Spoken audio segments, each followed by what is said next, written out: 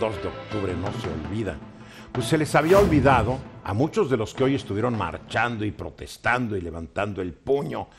Se les había olvidado durante muchos años.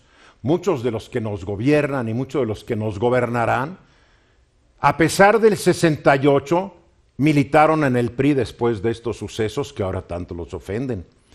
Y lo peor es que muchos ya eran priistas distinguidos cuando ocurrió lo del 68.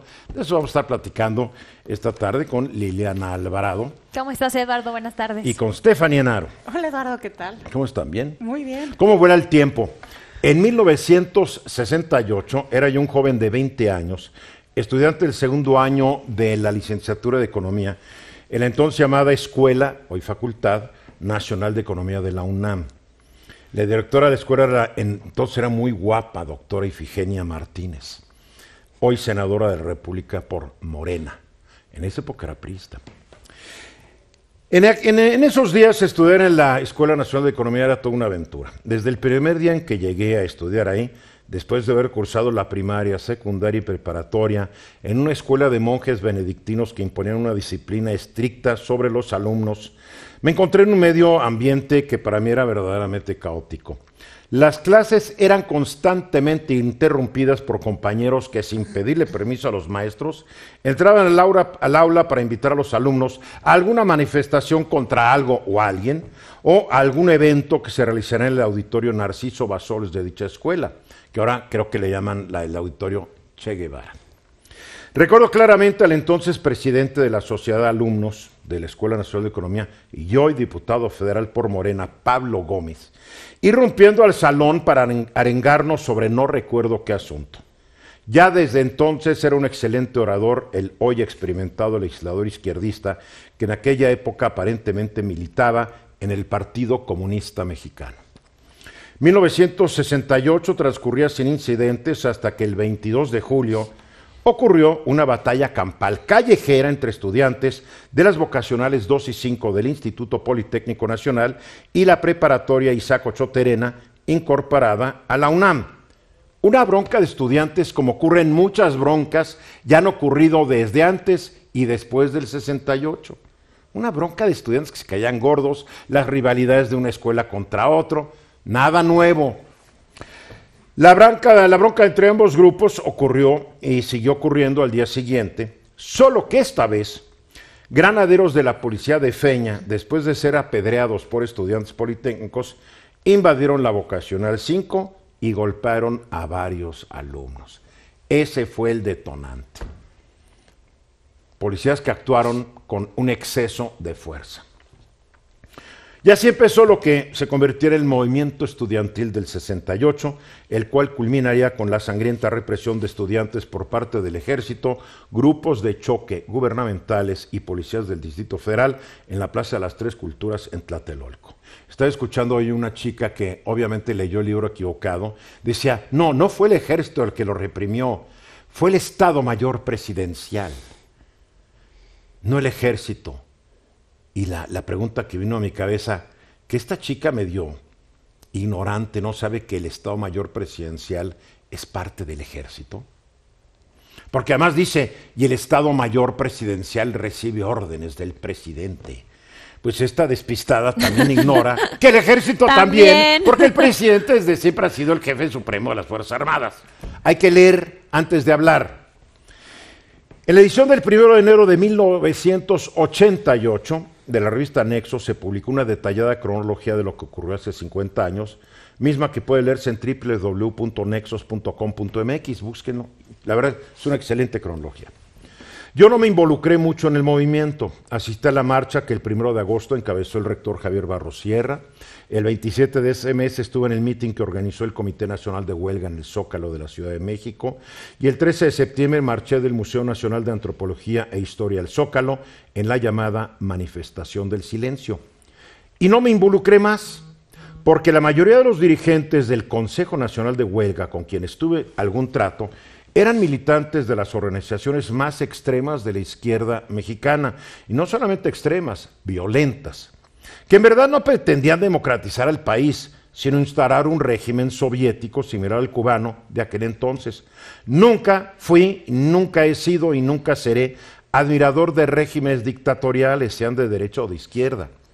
Pero lo que sí recuerdo es que en el 68 Cuba llevaba apenas 9 años de haberse declarado, bueno, de haber llegado Fidel Castro, y pocos meses después la declaró una república socialista y un satélite de la Unión Soviética. Muchos de ustedes ya no se acuerdan de la Unión Soviética, porque desapareció en el 89. En el 89, no, sí, pero cómo no. en el 68 había una guerra entre la Unión Soviética y el mundo occidental, llamémoslo así, que era Europa Occidental, Estados Unidos. Era la confrontación de dos mundos y dos esquemas. El sistema capitalista de las repúblicas liberales contra un sistema no socialista, comunista, de represión y totalitarismo. Esa era la lucha.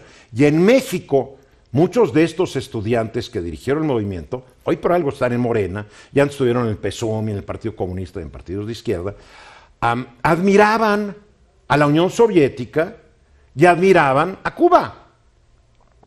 Hoy ya no tanto, después de que vieron que los hermanitos Castro se quedaron más de 50 años, como que, bueno, la democracia cubana les falló un poco, y después de que el señor Khrushchev, que fue uno de los sucesores de Stalin, condenó a Stalin y dijo todas las barbaridades que había hecho Stalin. Claro, estamos como ahorita viendo que muchos priistas o expriistas condenan lo que su partido en un momento hizo, igual que Khrushchev, que fue cómplice de Stalin, después lo denunció, porque la historia la van manipulando los que van teniendo el poder. Lo que empezó como una bronca entre grupos estudiantiles no hubiera llegado a mayores si el jefe del Departamento del Distrito Federal, general Alfonso Corona del Rosal, hubiera controlado a su policía. Y si el presidente Gustavo Díaz Ordaz y su secretario de Gobernación, Luis Echeverría, hubieran tenido la sensibilidad para detener la situación. El autoritarismo del gobierno mexicano fue hábilmente aprovechado por la extrema izquierda mexicana, que obedecía consignas enviadas desde Moscú y La Habana, no nos engañemos, como otros obedecían consignas de la embajada gringa y de Estados Unidos. Esto era una guerra por un sistema. Finalmente se impuso la represión con el auxilio del gobierno estadounidense y nadie supo, ni sabrá jamás, cuántos mexicanos fueron asesinados por las fuerzas represivas del Estado mexicano, muchos llevados a su muerte por algunos que hoy son líderes de la izquierda mexicana. Porque yo sabía en ese año que la cosa iba a acabar a balazos. Y se comentaba que el gobierno iba a endurecerse mucho. Y no dudo que la mayoría de los que marchábamos y todo, sí queríamos un país mejor. Pero todos éramos carne de cañón. Porque cuando tú eres parte de la masa, el que organiza todo es el que te está dirigiendo y te está llevando. Y tú no necesariamente sabes esa edad ni qué estás apoyando. Pero que sí me acuerdo de estos líderes. Pues yo venía a una escuela confesional y los veías, estos eran furibundos comunistas. Claro. Oye, Eduardo, y a raíz de esta conmemoración... Y nada justifica la actitud de Díaz Ordaz ni de nadie. Por supuesto. El asunto no debería haber ocurrido. Ni escalado al punto de que lo hizo, es el abuso de la fuerza. Claro.